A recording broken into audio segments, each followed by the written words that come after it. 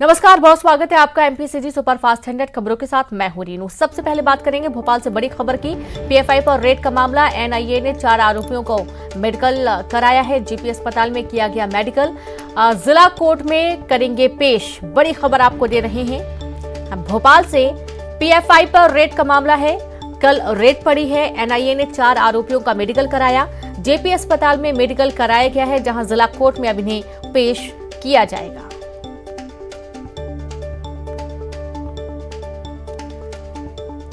तो जैसा कि आपको मालूम है कि कल ही पीएफआई के कई ठिकानों पर रेड पड़ी है और इस रेड के दौरान कई सारे सबूत, दस्तावेज, साक्ष्य जुटाए गए हैं।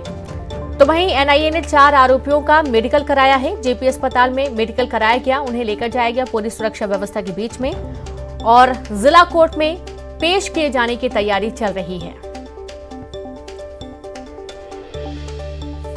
तो पूरे देश में 100 से ज्यादा लोगों को हिरासत में लिया गया। तो वहीं मध्य प्रदेश में 4 आरोपियों का मेडिकल कराया गया है।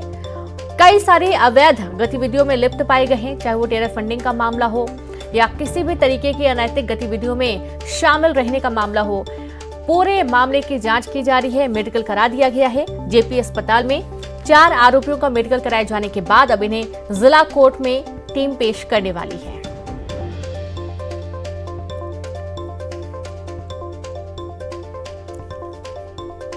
तो आप ये देखिए कि लगातार जांच चल रही है। पीएफआई का एमपी कनेक्शन भी निकलकर सामने आया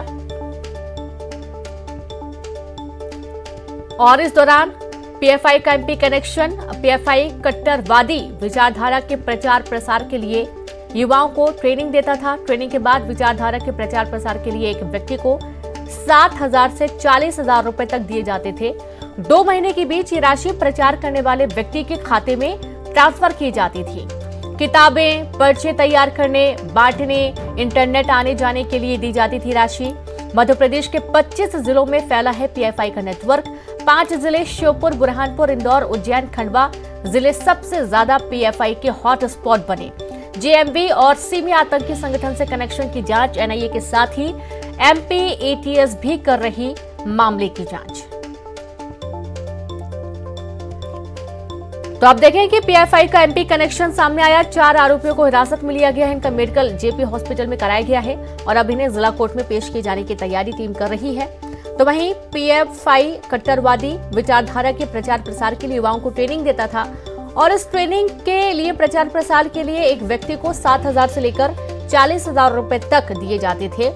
2 महीने के बीच ये राशि प्रचार करने वाले व्यक्ति के खाते में ट्रांसफर की जाती थी।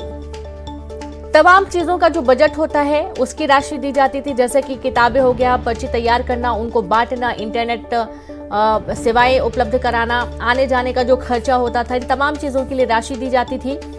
25 जिलों में पीएफआई का नेटवर्क फैला है, जिनमें सबसे ज्यादा जो हॉट स्पॉट क्षेत्र है वो है 5 जिले, जिनमें श्योपुर, बुरहानपुर, इंदौर, उज्जैन, खंडवा। इन 5 जिलों में सबसे ज्यादा पीएफआई हॉटस्पॉट बना हुआ है।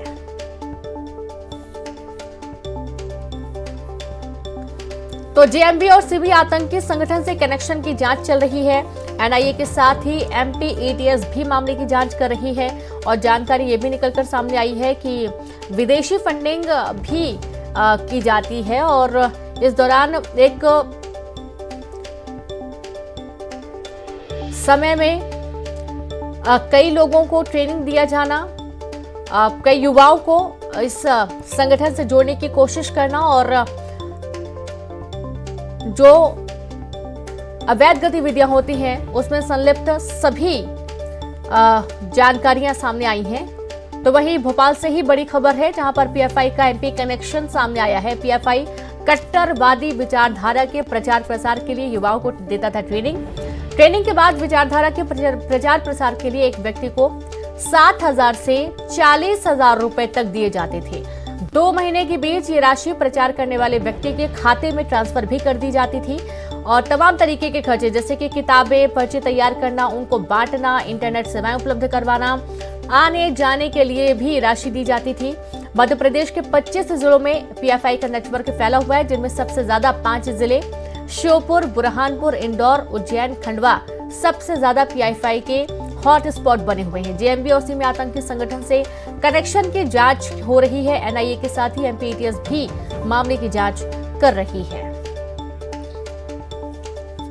तो भोपाल से बड़ी खबर है, पीएफआई की जांच जैसे जैसे आगे बढ़ रही है वैसे वैसे कई बड़े खुलासे हो रहे हैं। पुलिस मुख्यालय की एटीएस की टीम लगातार एनआईए के इनपुट के आधार पर जांच करने का काम कर रही है। पीएफआई कट्टरवादी विचारधारा के प्रचार प्रसार के लिए बकायदा मध्य प्रदेश में युवाओं को ट्रेनिंग दी जाती है। सूत्रों के हवाले से बड़ी खबर निकल के सामने आई है। प्रचार प्रसार के लिए एक व्यक्ति को 7,000 से लेके 40,000 रुपए तक दिए जाते थे। 2 महीने में ये राशि उन व्यक्तियों के खाते में ट्रांसफर की जाती थी। किताबें, पर्चे तैयार करना, इसे बढ़वाना, इंटरनेट के अलावा आने जाने का खर्चा जो है इस राशि में जुड़ा हुआ रहता था। मध्य प्रदेश के करीब 25 जिलों में नेटवर्क फैला है। हालांकि इससे ज्यादा जिले हो सकते हैं जहां पर हजारों की संख्या में सदस्य बनाए गए। इसके अलावा 5 जिले श्योपुर, बुरहानपुर, इंदौर, उज्जैन, खंडवा, ये सबसे ज्यादा जो है पीएफआई के हॉट स्पॉट है।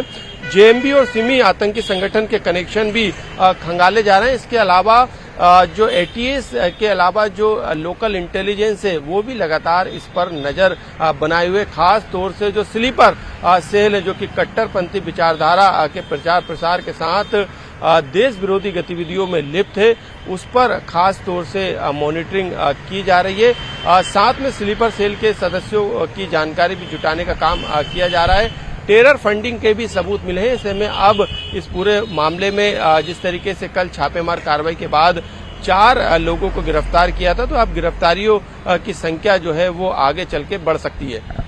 कैमरामैन अजय तंवर के साथ मनोज राठौर, न्यूज 18 भोपाल।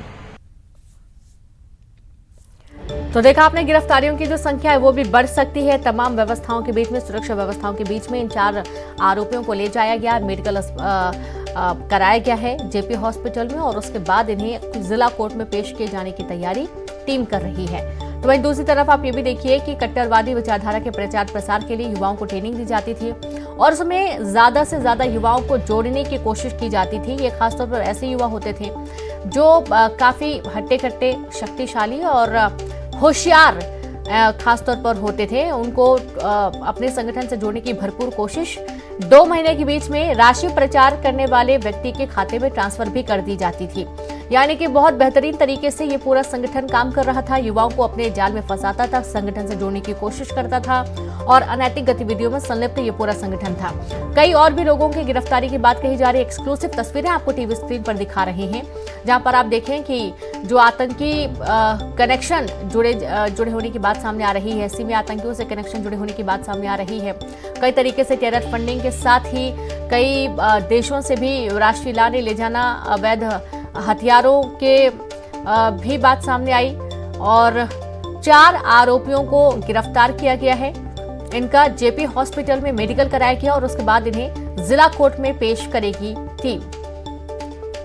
तो 5 जिले सबसे ज्यादा हॉटस्पॉट बने हुए हैं। मध्य प्रदेश के 25 जिलों में पीएफआई का नेटवर्क फैला हुआ है और सबसे ज्यादा श्योपुर, बुरहानपुर, इंदौर, उज्जैन, खंडवा जिले में पीएफआई के हॉटस्पॉट क्षेत्र माना जा रहा है। जेएमबी और सिमी आतंकी संगठन से कनेक्शन की जांच भी सामने आई है, जांच की जा रही है। एनआईए के साथ ही एमपी एटीएस भी मामले की जांच में जुटी हुई है। बड़ी खबर आपको दे रहे हैं भोपाल से।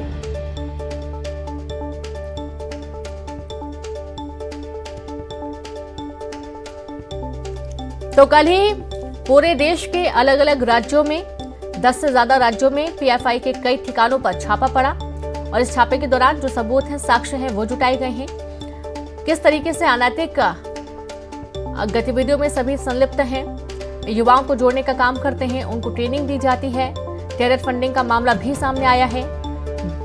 जेएमबी और सिमी आतंकी संगठन से कनेक्शन की जांच चल रही है।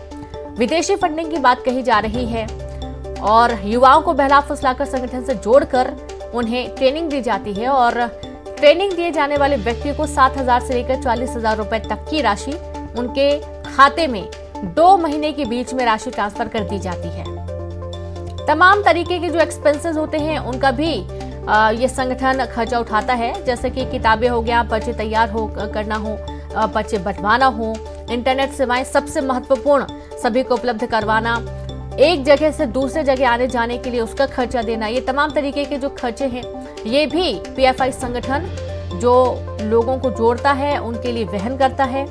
5 जिलों में सबसे ज्यादा पीएफआई संगठन के फैले होने की बात सामने आई है, जिनमें श्योपुर, बुरहानपुर, इंदौर, उज्जैन, खंडवा जिले सबसे ज्यादा हॉटस्पॉट बने हुए हैं।